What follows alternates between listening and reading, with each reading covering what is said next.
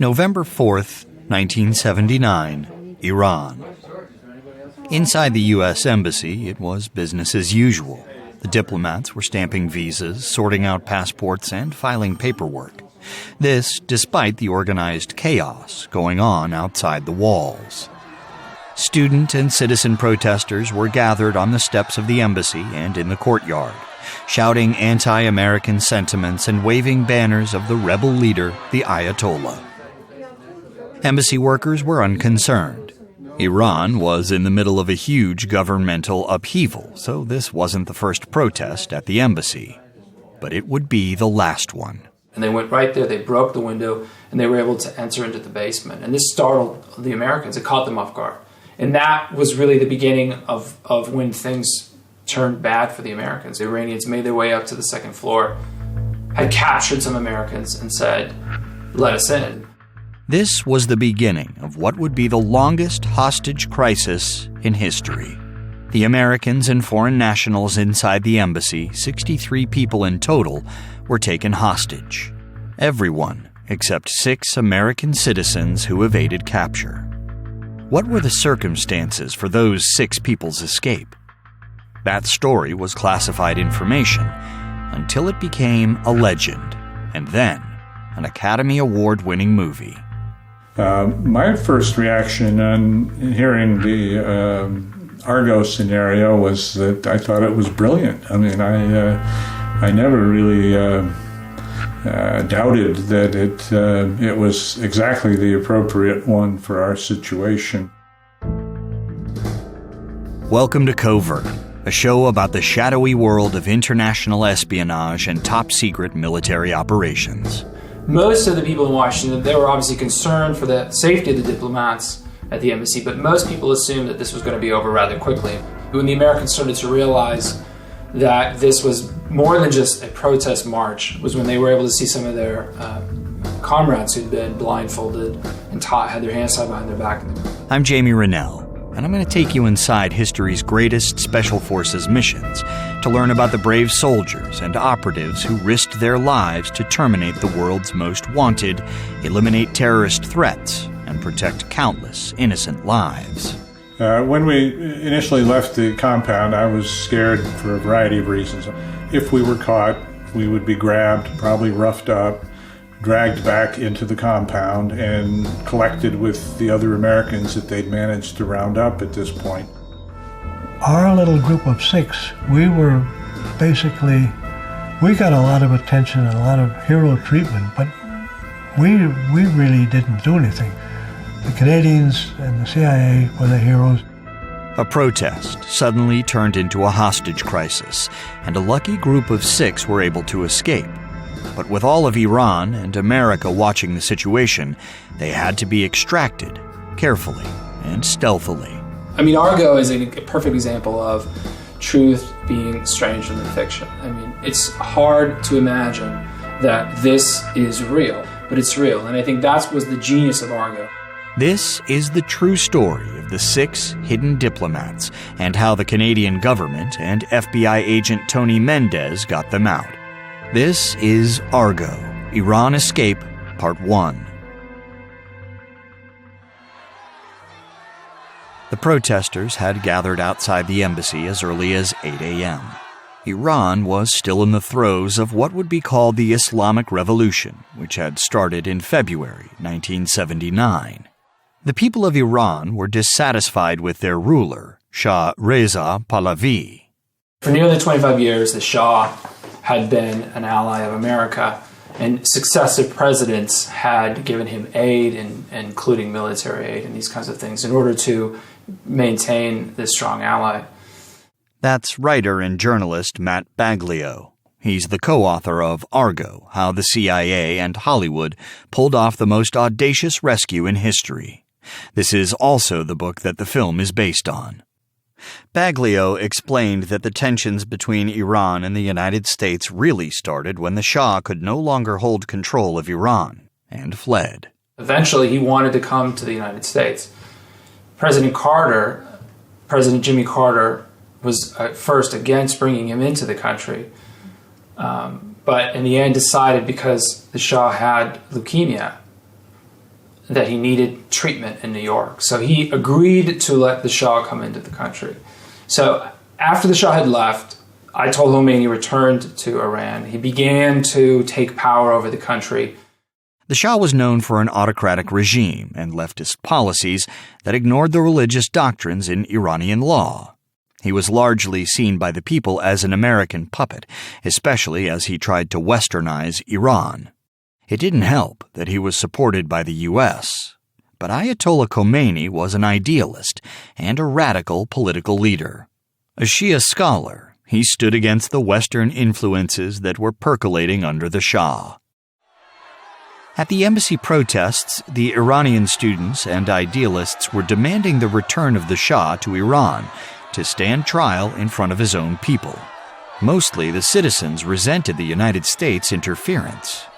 Here's Robin Wright, journalist and author who covered Iran during the incident. So many of them were really acting against the United States, not because of a commitment to an ideology, but because of a nationalist agenda to say Iranians want control of their own destiny, and they don't want America to decide it.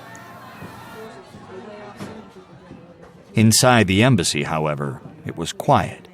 The protests had become the norm, and most of the Americans working there weren't concerned that the Iranians would be anything but peaceful. So it was a very normal day, even though right outside the gates there were large crowds chanting "Death to America." And things were pretty chaotic, and things were not very well organized, really, and there were many different subgroups who were not necessarily cooperating with one another. So the day of the takeover was just like any other day, and there was a demonstration, but we really didn't pay too much attention to it. The demonstrations had gotten a little more lively in the last couple of weeks because the Shah had left Iran 1st of January 1979. Bob Anders was one of the staff members inside the embassy and one of the 6 to make it outside. I was in the consular section, and my particular job was primarily issuing immigrant visas to Iranians who wanted to immigrate permanently to the United States. Bob was working inside the consulate building, the part of the embassy that issued visas. The embassy compound was enormous. It was over 27 acres, with housing, swimming pools, parks, and a couple of public-facing buildings. These buildings included the consulate and the chancery, where most of the staff was working. The chancery also had a direct entrance to the outside. Shortly after 9 a.m., the protesters took bolt cutters to the chains that locked the gates of the compound, and after a few attempts, the metal chains snapped. A small breakaway group headed into the chancery. The staff inside was cautious, but mostly unfazed. Matt Baglio and Robin Wright describe what happened next. A lot of the employees and Americans working in the embassy were very slow to react. They thought this is just going to be a nuisance to them. Here come these students. They had signs saying, we don't want to hurt you, we just want to sit in. And they thought they were going to march around the building, and they had bullhorns, and they were just going to voice their grievances and then go home. They knew where everything was. They knew where the gate was, what kind of iron that it was made of in order to cut the fence. And they knew particularly that there was one window in the chancery that was a fire exit that was particularly vulnerable, and that was the first place they went. Some had makeshift weapons, they had signs, most of them were carrying signs, they had bullhorns, they had these placards with the picture of Ayatollah Khomeini. They had armbands, they had headbands, they put women first, in part because they thought there wouldn't be any desire to shoot at women. They had stencils of Ayatollah Khomeini because they thought if anyone was shot by the Americans, that the propaganda value of showing a picture of a bullet wound that had gone through a picture of Ayatollah Khomeini would have tremendous impact.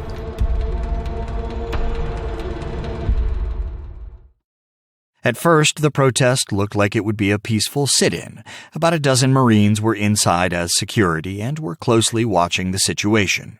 And they had been ordered not to shoot. But outside the Chancery building, the crowd was becoming increasingly larger and increasingly hostile. It would later become apparent that the students had been planning to storm the embassy for a while. In an interview with journalist Mark Bowden, the students said they had been watching the Marines' movement from afar, knew where the building would be unguarded. Matt Baglio stipulates that they also knew all the access points.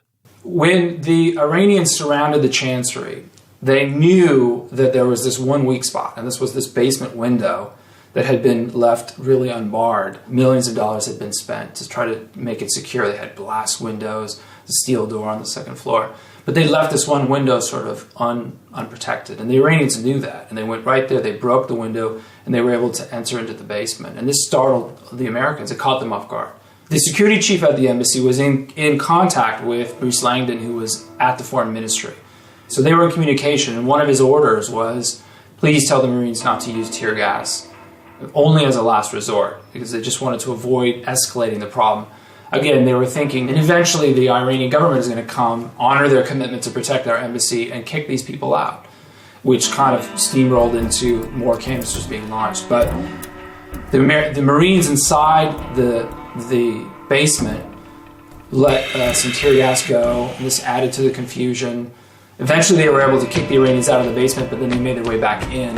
And that was really the beginning of when things turned bad for the Americans, because they were not able to keep them out of the Chancery. The Iranians made their way up to the second floor, had captured some Americans and said, let us in, otherwise, we'll harm these people. With the Marines not allowed to show any force, the embassy staff were at the mercy of the intruders. They stormed the embassy and split up through the hallways, making their way to the second floor. The security chief eventually went outside to reason with the Iranians at one point, and they captured him. They marched him back upstairs to this door and basically put the gun to his head and said, open this door or else we'll shoot you. And then another American came outside and he spoke Farsi, and he told them that the Iranians were on their way. They didn't believe him, and they grabbed him hostage and they put him up at the door, and then they were going to shoot him as well. Meanwhile, there was a group who was still within the vault. This was the secure communications room. They had shut the door, and they held out for another hour and a half, I believe, while the other employees were blindfolded, had their hands tied behind their back, and were marched off. Inside the neighboring building, the consulate, Mark Lyjek, and the 21 other diplomats heard the rioting next door, but weren't sure what was going on in the neighboring structure. I dealt with American Citizen Services, which essentially was renewing passports, helping Americans who got stranded in Iran and needed help getting back to the States, or also welfare and whereabouts, situations where family back in the U.S. was trying to contact a relative who was in Tehran and or Iran rather, and had not been in contact for a long, extended time. Those were my main responsibilities. Mark's wife, Cora, also worked in the consulate building and remembers their first encounter with the mob. I was working in the non-immigrant visa section of the consular section, and we were actually closed for the day doing some business, and a couple of our Iranian employees went out to buy some snacks, and about 10 minutes later they came running back in completely hysterical. It was around 9 to 9:30, I'm not exactly sure, but I was still sitting in the office with my client there, Mr. King, and we started hearing kind of a hubbub coming from the waiting area. So we went out there, and there were people talking about demonstrators roaming inside the compound. And that was the first that I had heard of it. The location of our building was such that we really couldn't see either that gate area or even the Chancery building. So we relied on the Marine, our Marine, who was getting information from the main Marine post at the Chancery. Whatever information the Marine Guard received, it wasn't good news. He set the consulate building on lockdown, barring both entrances that led to the public squares. Inside, the staff huddled together and listened, wondering what would happen next. We did hear footsteps on the roof, and we thought that maybe somebody was going to try to get in and find access into the building, so that was a bit scary. And some people said they thought they smelled smoke, so we didn't know if they were trying to start a fire and maybe try to push us out of the building. The lights went out. Apparently the demonstrators had gotten into the power station and cut off the power. After a while, we started seeing people. They broke through the gate that into our little courtyard, and then they broke into the commissary. Mark explained that some of the students had noticed there was a window by the bathrooms that was not reinforced. It was the same way they had gotten into the chancery. But Mark and another person in the consulate had heard the break and went into action. Me and a friend, we took some coat hangers and we wired the 2 bathroom doors shut. It wasn't a particularly effective way to protect the building, but it was all we could think of, and it worked in the sense that nobody tried to get in that way again. Twice during the time we were waiting, we were told to get ready to march over to the Chancery building, and we thought that was, well, I at least thought that was very strange and rather pointless, because I didn't see how we would be able to enter the Chancery without the demonstrators following us in, and of course the whole point was to keep them out of our buildings. Because we're still thinking that this is a repeat of what happened on Valentine's Day, that there will be help coming from the government. It may take a few hours, but as long as we can keep them out of our buildings for that time, then we'll be okay. This wasn't the first time the Iranians had tried to overtake the embassy. The first had occurred on Valentine's Day in February, earlier that year. An Iranian Marxist group had taken the building and 1 Marine hostage. It was only days after Ayatollah Khomeini had returned to Iran from exile in France. In the end, the foreign ministry intervened and brought in those who were considered less radical and forced the hostage takers to cede control of the American embassy. But it was solved in a matter of hours. It was far more traumatic, far more dramatic than the subsequent takeover. But it was short-lived. Based on those previous events, the Chancery and the rest of the buildings now had security plans in place should it happen again. They would move to the 2nd floor of the Chancery, seal the iron door, and wait for the Iranian government to do something. And that's what they were doing, and that's the plan that they had put in action, and it worked. They were able to barricade themselves for the most part on the 2nd floor. The problem was that the Iranian government didn't send any help. So in the end, they were forced to sort of surrender. The demonstrators were even better prepared than they expected. The embassy was overrun, and everyone inside the Chancery was now a hostage. Back at the consulate, a decision was made. The best way to keep those staff members safe was to get them out. And they realized that the Chancery was surrounded, had been broken into, and that they really couldn't hold out any longer. So they decided that it was time to leave. So they tried to keep their cool and to wait it out. But they realized, finally, we got to get out of here. It's time to go. We're in danger. The consul general was in his office. He came out into the hallway and he said, I've talked to the chargé. We're supposed to try to go to the British embassy. He told the Iranian employees they could go home if they wanted, or they could go to the British embassy. The staff and citizens inside the consulate broke up into 2 groups to make themselves less obvious as a crowd. And with a breath, they stepped out into the streets of Tehran. So they opened the back door. One of the Americans went down and saw that the street was relatively quiet. Surprisingly, it was just off the side of the embassy. It was away from the front gate. There were a few police officers hanging out, not really doing anything. So they said, okay, this is our chance. The first group out included Kathy and Joe Stafford, Mark and Cora Lijek, 2 American citizens, and an Iranian woman, a Foreign Service national who had been tasked with bringing the group safely to the British embassy. Mark was especially tense. As Americans, they stood out in the streets. When we initially left the compound, I was scared for a variety of reasons. I mean, first off, my wife was there. I didn't think that they would do anything really bad to us, but they would, if we were caught, we would be grabbed, probably roughed up, dragged back into the compound, and collected with the other Americans that they'd managed to round up at this point. I didn't want that to happen, so I was on the alert to see who was there, and I was hoping, praying that they hadn't realized that we were trying to exit the building, and that there wouldn't be people there. I mean,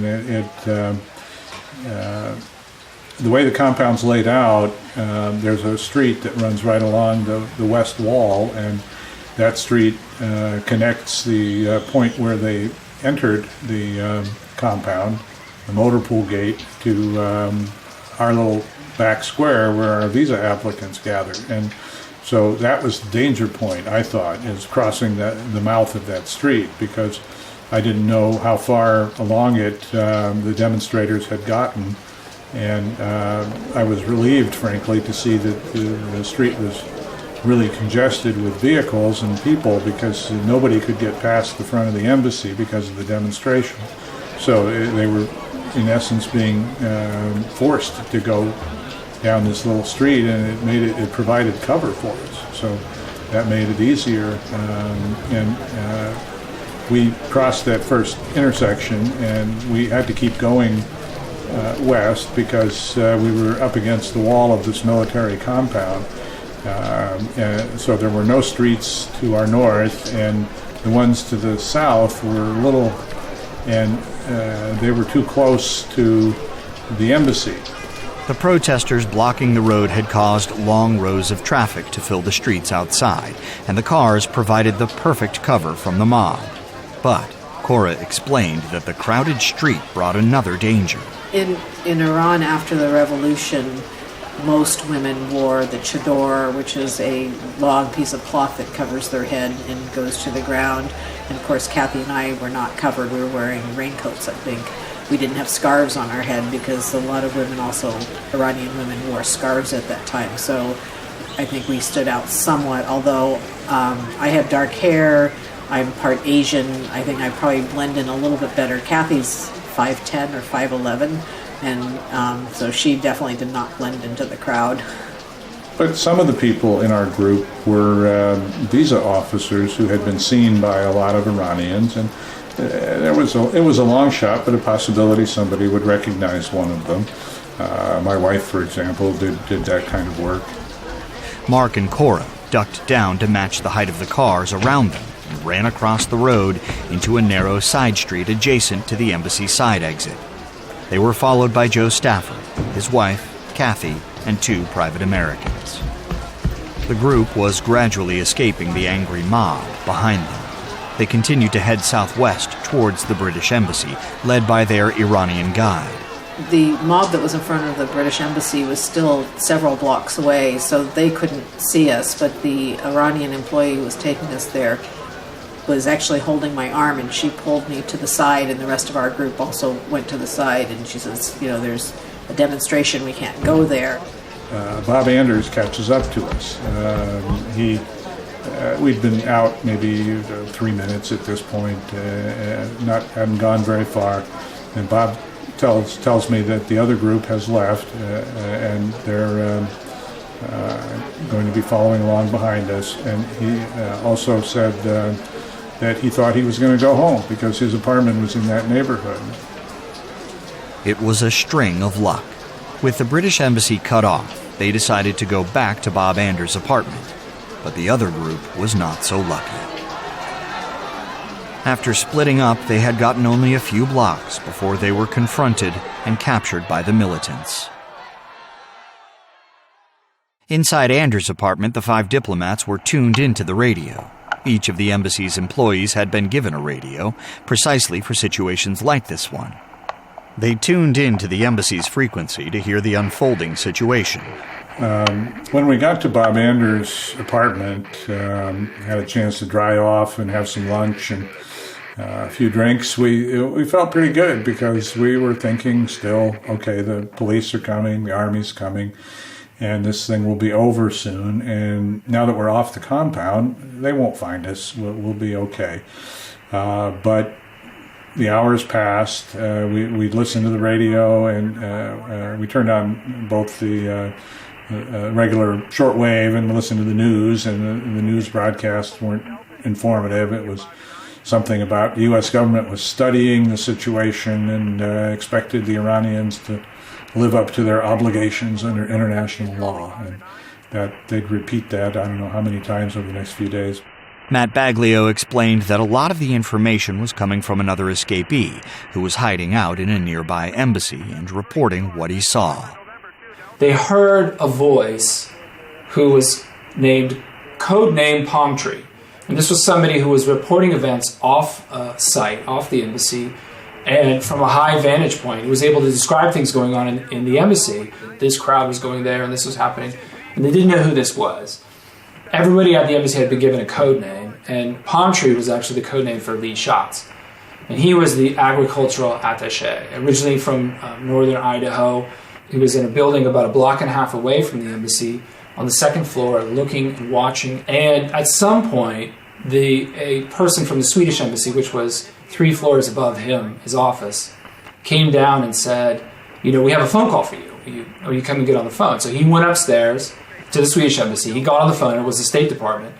And he began reporting what he was seeing late into the night. That night, he actually went to sleep in the Swedish embassy, and he used the flag as a blanket.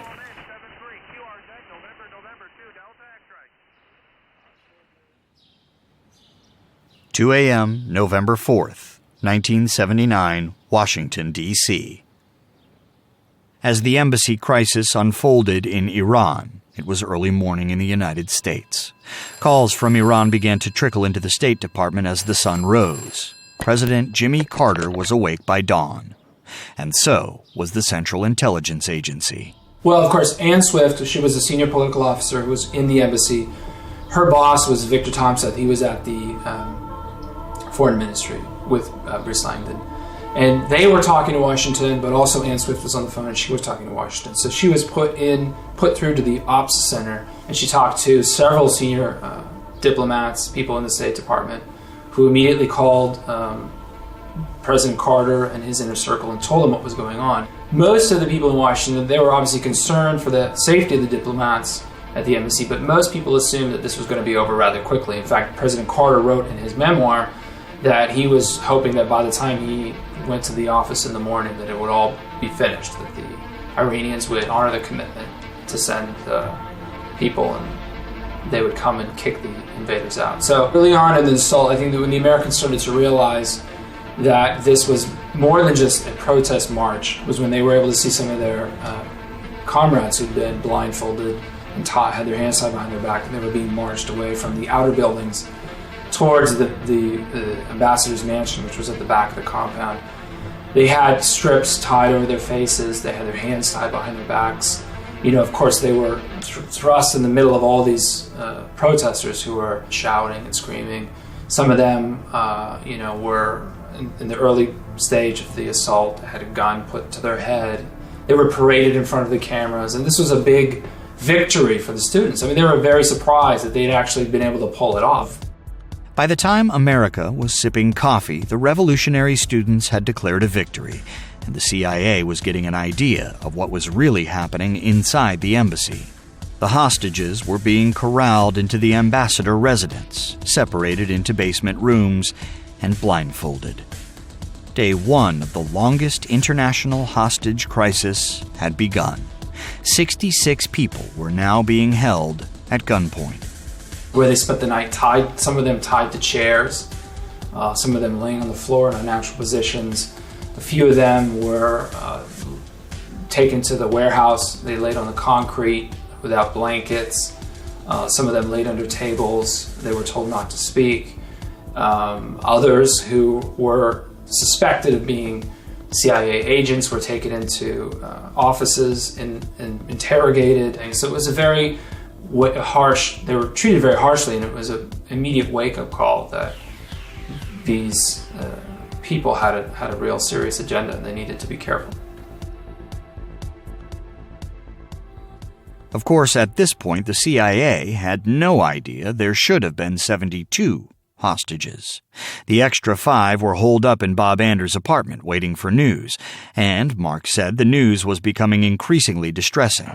In any event, we also had the embassy emergency radio, and that was increasingly Farsi voices, very few English voices, with one exception, Charles Jones, who was locked in the communications vault and destroying the cryptographic gear, was reporting in from time to time. And so that was kind of a somber moment for us, because we realized the compound was totally gone at that stage. So we had to start thinking about what we were going to do.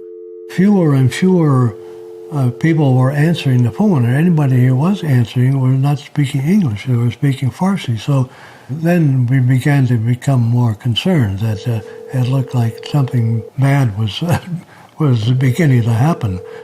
Bob and the rest of the group had grave doubts about how safe they would be if they stayed there.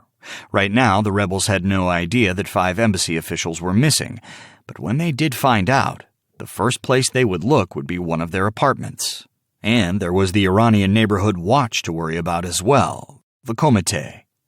A comité is just the Farsi word for committee, but in our usage, the way the Americans and foreigners tended to use it, it referred specifically to a revolutionary committee. And each neighborhood had its own comité, pretty much. They kept an eye on people, kept track of the residents to make sure that they weren't engaged in any anti-Khomeini activities. We felt very dangerous, a very dangerous situation because of the night watchman, and we definitely wanted to get out of that place. So we thought there was another place that was 2 blocks away. The decision was kind of made for us in a sense, because we received a call from Kate Kobe, who was director of the Cultural Center, the Iran-America Society, and she said it would be very helpful if we'd come over there. Kate Kobe had them driven over to the society to help man the phone line for the evening. And then for the next 6 days, the 5 escapees went from house to house looking for sanctuary. They spent a day at Joe and Kathy's apartment to pick up supplies, then went to the British Embassy, where they ended up in the British ambassador's residence, but only for a night. But just as Joe was on the phone to the number 2 at the British Embassy, he says, "The bastards are coming over the walls," and hangs up on Joe. The British Embassy was now also under attack. They had to move. Luckily, the British were in contact with 2 people inside the held American embassy, Bruce Langham and Vic Tomseth. Vic Tomseth knew of that one of the other American embassy officers had a Thai cook. They figured this was a good place to move to. Speaking in Thai, Tomseth asked his cook Somchai Sriranether to hide the 5 Americans in the public affairs officer's house, and so they went. The house had high walls and space for everyone, but despite Sam's best efforts, this arrangement only worked temporarily. Also in residence were Sam's family, including his mother-in-law. Bob says that she was increasingly nervous that they would get caught. They were back in the kitchen, and they were frequently arguing and shouting and about something which we didn't understand, of course. They were speaking in Thai. But every now and then Sam would come to us and say, "Well, don't worry about it. My mother-in-law is getting nervous or excited, but it's okay, don't worry." But of course, it was worrisome because, if anything had happened, if we were all discovered, they would have been in serious trouble. The situation outside was becoming worrying. More of their allies were being captured and brought to the embassy. Kate Kobe and Bill Royer, who had connected them with the British Embassy, were now among the hostages. At the Foreign Ministry, Bob had been in contact with Vic and Bruce, even though they were under siege. But after a few days, the pair could no longer use the phone. The group was now truly on their own. So they realized that nobody was coming. They were on their own, that everybody who had been their friends were all at the embassy and they'd be captured. Now, they were concerned about where to go because they thought, well, here we are, we're staying at a house that is registered to somebody who works at the embassy, and what's going to happen? Are these militants going to start moving from house to house to house to find us? The 5 Americans realize, we've got to get out of here, we've got to find another place to be. Well, luckily Bob Anders had a few numbers with him. He began calling his friends. Desperate and with no idea what to do, Bob Anders remembered a friend in the Canadian embassy and gave him a call.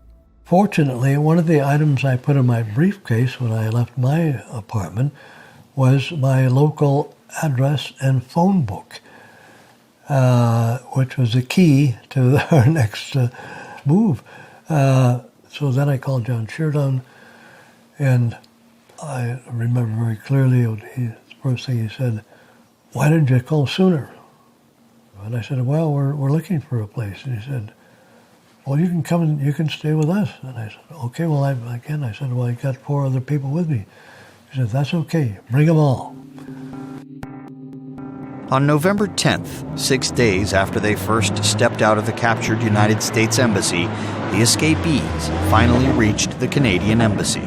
John Sheardown was standing outside watering his sidewalk, which actually is a common thing to do in Tehran because it's dusty, and it was a way for him to keep that door open so we could, once the cars pulled up, we could duck into the garage as quickly as possible and with less chance of being seen. Then he escorted us up a flight of stairs. We actually had to walk out of one building and then up the stairs into the main house. And once we got in there, then he introduced us to his wife, Zina. There wasn't enough room in one house for the 5 escapees, so it was decided that Joe and Kathy Stafford would stay with Ken Taylor, the ambassador. Meanwhile, Bob Anders and Mark and Cora Lijek would stay with the Sheardowns. 2 weeks later, the 6th person arrived. Lee Schatz, codename Palm Tree, had been reporting from the Swedish embassy, but it was decided keeping him was too dangerous, and he was sent to the Canadians as well.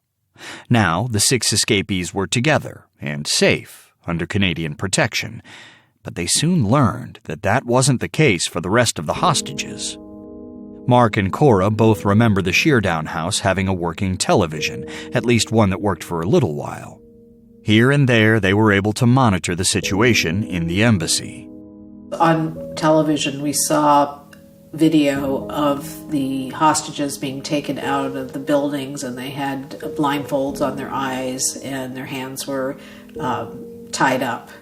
And, they're completely helpless at the mercy of this crowd of people around them pushing them out, and that was pretty scary. The 6 hadn't missed much that had happened within the embassy while on the run, but they had missed a major political turn. A few days after negotiations had begun, Iran's short-lived democratic government had fallen. Prime Minister Mehdi Bazargan resigned, leaving Iran under the rule of the popular radical Ayatollah Khomeini. In the middle of a political upheaval, Khomeini had little choice but to support the embassy takeover. Much of the televised hostage situation was for show.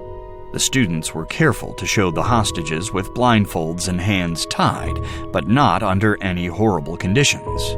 But no one knew for sure what had been going on inside, until Thanksgiving. This morning, for the first time since the hostages were put under lock and key, one of the captives, blindfolded, was brought out into the open. He is Harry Rosen, the embassy's press attaché.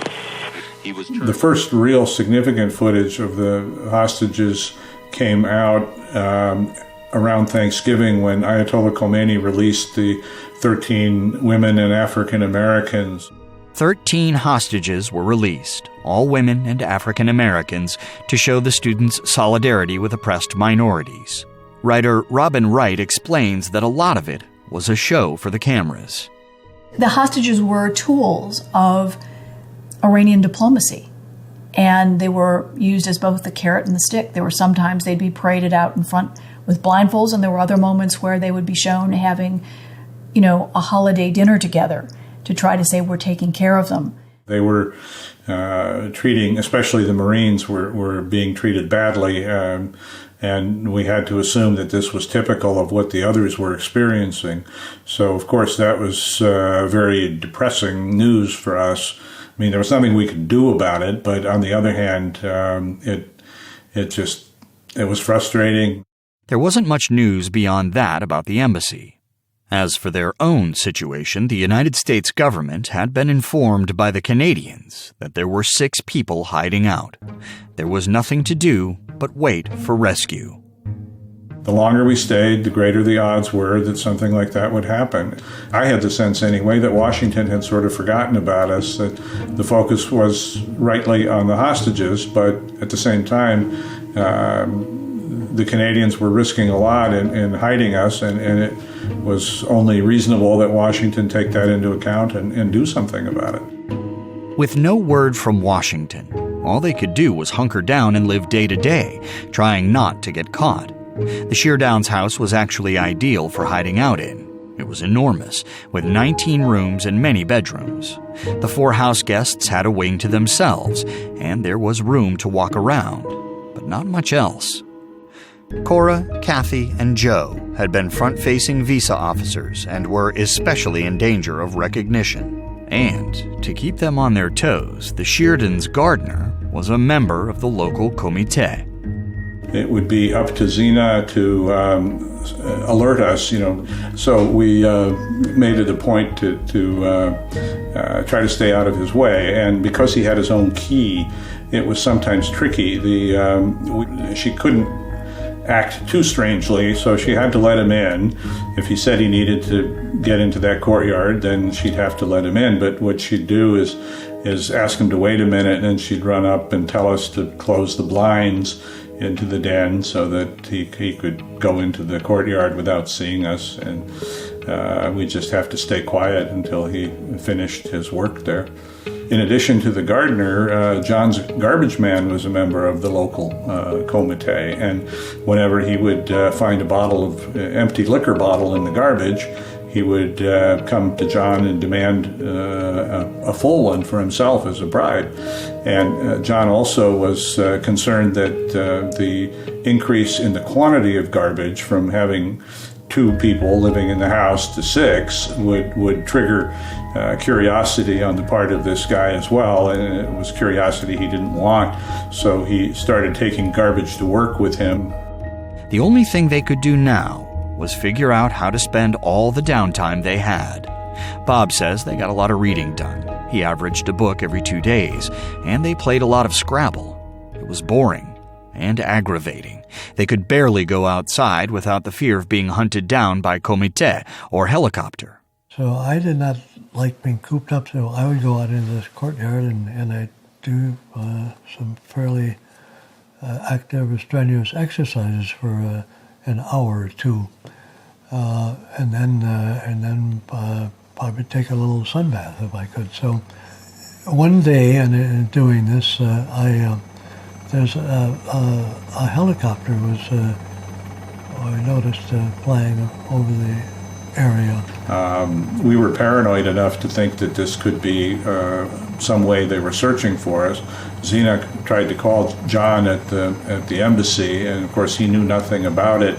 But later he reported that a mullah had been assassinated in the neighborhood, and we assumed that the helicopter was looking for the assassins who had escaped on a motorcycle. Because when you think about it, a helicopter is not a very practical way to look for people hiding in the house. The tensions were mounting day by day, and they were getting restless.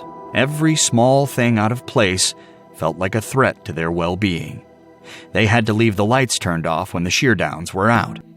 They couldn't flush a toilet when any other guests were around, and the days dragged on. Thanksgiving turned into Christmas, and they had now been in the house for over 40 days.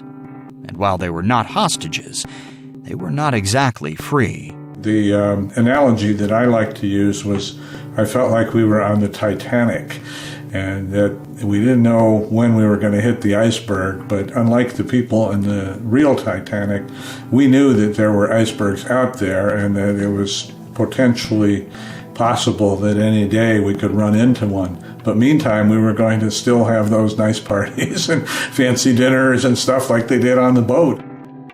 Meanwhile, negotiations at the embassy were not going well for the United States.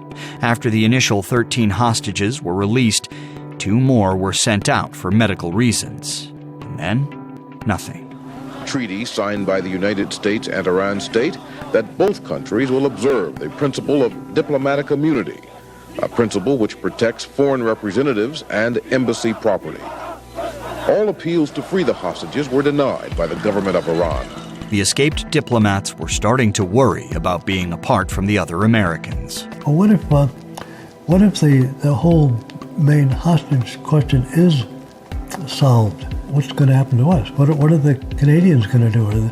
If the Iranians have another big PR conference at the airport or releasing the hostages, will the Canadians have to come running out to the airport and say, hey, wait a minute, you want to take care of these other 6 people we have too? So the longer that we were in hiding, the more the potential was that we would be found either because someone was looking for us, or one of us would get sick and would need to go see a doctor, or we could be in a car accident, some sort of fluke. Somehow they would find us. So as time went on and we were there for a little over 2 months, we began to realize the hostage crisis was not going to be resolved quickly. By mid-January, they were starting to feel as if the United States had abandoned them. They had checked in with the CIA when they arrived and heard nothing since. So Bob asked John Sheardown to send word to the CIA one more time. What they did a couple of days later, they said they got a reply, and they said that they're preparing for our exfiltration. Someone was coming to see us. And just 2 days later, there was a knock on the door. We first met Tony on January 26th. He and Julio came to the house, and Tony said he was going to get us out of Tehran. He had gotten many other people out of much more difficult situations, and this is what he did, and he was good at it. Tony introduced himself as Kevin Harkins. There was another gentleman with him, but he stayed in the background pretty much. And after the introductions, Tony and the other gentleman, Julio, they took us into the family room where we spent most of our time, and we all sort of sat around, and Tony took the floor, basically. Tony Mendez, the CIA exfiltrator, had arrived with a plan to get them out. With him was a young man known only as Julio, a translator who spoke Farsi. Mendez specialized in forgeries and espionage. His job at the CIA was giving people false identities, and that was how he was going to get the 6 of them out. He laid out 3 scenarios.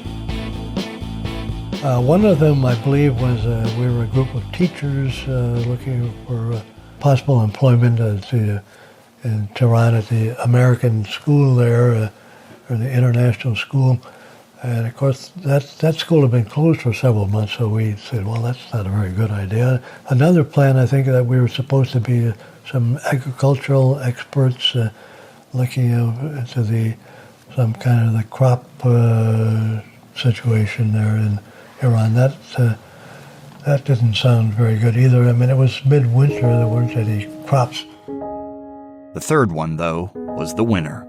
It was the scenario Tony had been most excited about and the most prepared for. After a round of votes among the diplomats, it was settled. They would be Hollywood movie producers for a fake movie called Argo. My first reaction on hearing the Argo scenario was that I thought it was brilliant. I mean, I never really doubted that it was exactly the appropriate one for our situation. It involved an element of humor, and I think it was important for us to stay relaxed, to not get too worked up about it, and I also felt that it was something kind of uniquely American. One of the people in the group really didn't want to leave. He felt we were abandoning the hostages, And we tried to convince him that we didn't help by staying. We really needed to go. We'd done everything we could. We just wanted to get out of that room and onto the airplane. That's next time on Covert. Covert is an Audio Boom and World Media Rights co-production, hosted by me, Jamie Rennell. It is produced by Audio Boom's Ben Hosley, Rachel Jacobs, and Karen Bevan, and by Pascal Hughes for World Media Rights. We had additional production help from World Media Rights by Gerald Zabengwa. David McNabb is the series creative director, and the executive producers for Audio Boom are Brendan Regan and Stuart Last. If you haven't already, don't forget to follow us on Spotify or subscribe on Apple Podcasts, Stitcher, or wherever you find your favorite shows. And if you've got some time, give us a review.